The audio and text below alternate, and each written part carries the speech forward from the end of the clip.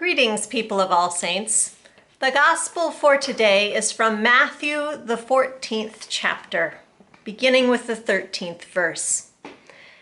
Now when Jesus heard this, he withdrew from there in a boat to a deserted place by himself. But when the crowds heard it, they followed him on foot from the towns. When he went ashore, he saw a great crowd, and he had compassion for them and cured their sick. When it was evening, the disciples came to him and said, "This is a deserted place, and the hour is now late. Send the crowds away, so that they may go into the villages and buy food for themselves." Jesus said to them, "They need not go away. You give them something to eat." They replied, "We have nothing here but 5 loaves and 2 fish." And Jesus said, "Bring them here to me." Then he ordered the crowds to sit down on the grass. Taking the 5 loaves and the 2 fish, he looked up to heaven and blessed and broke the loaves. He gave it to the disciples, and the disciples gave them to the crowds. And all ate and were filled, and they took up what was left over of the broken pieces, 12 baskets full. And those who ate were about 5,000 men, besides women and children. Here ends the gospel. The news that Jesus gets right before this passage is that his cousin John, who had baptized him, has been gruesomely killed by Herod. Jesus is grieving. Of course, he wants to get away, to be by himself, and he tries, but people follow him. Now, I know that some of you who are caregivers like Jesus have had it up to here with all of the needs, all the people pulling you in all directions. You are caring for aging parents, navigating power dynamics in your relationships while trying to keep everyone safe and fed. Some of you are even sandwiched in between the generations before and the generation after, and the generations surrounding you with all of their needs on your time and attention.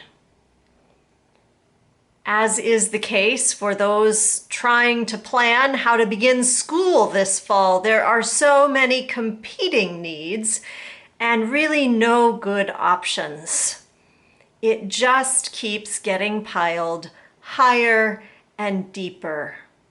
Everybody has needs. We just want to get away from it.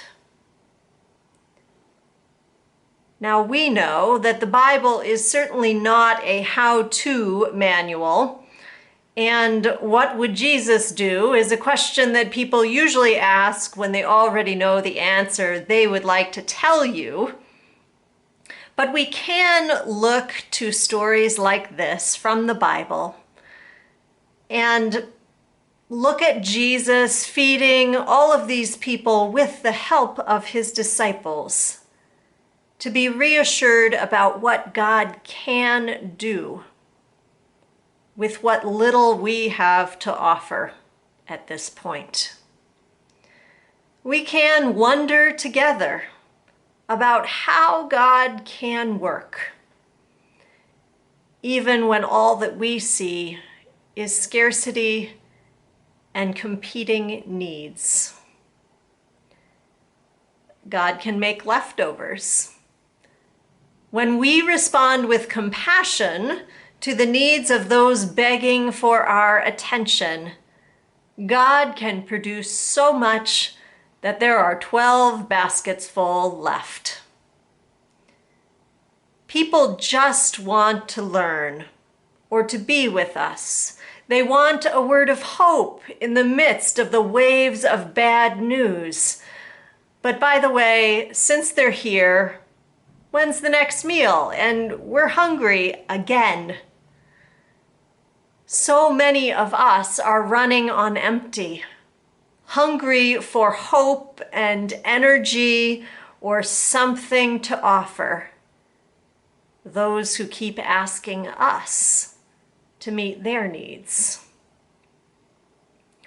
Our first reaction might be the disciples' reaction, to try to send them away.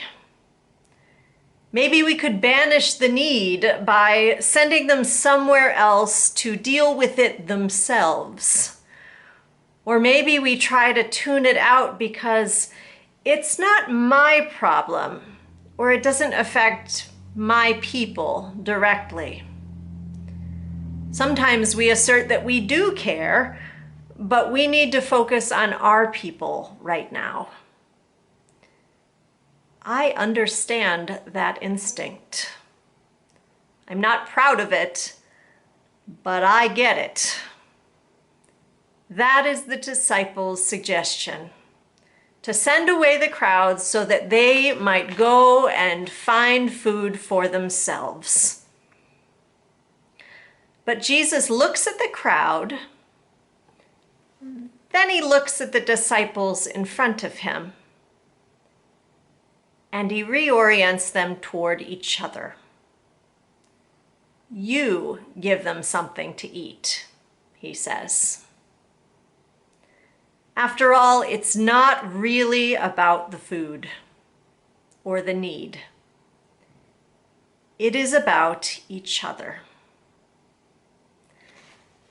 A friend who does a lot of food ministry wrote a book that released this spring entitled 5 Loaves, 2 Fish, 12 Volunteers: Growing a Relational Food Ministry.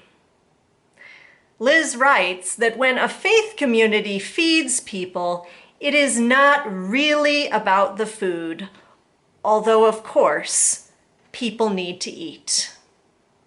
It is really about being in relationship with others whom we are otherwise inclined to decide are not really our concern. Relationships are mutual, too.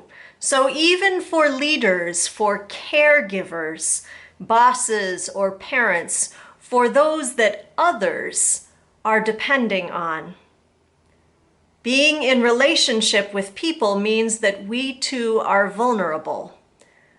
We need to ask for help and delegate parts of the work. Jesus doesn't feed thousands of people on his own.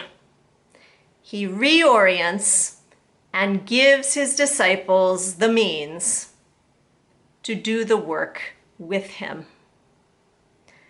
This will be the only way that exhausted caregivers can continue to show God's love by depending on others to help.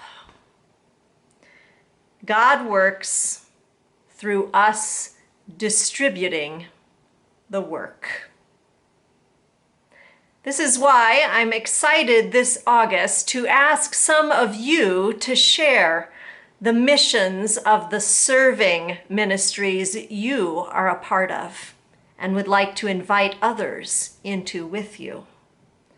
We want to hear what you are invested in and energized by to help meet other people's needs.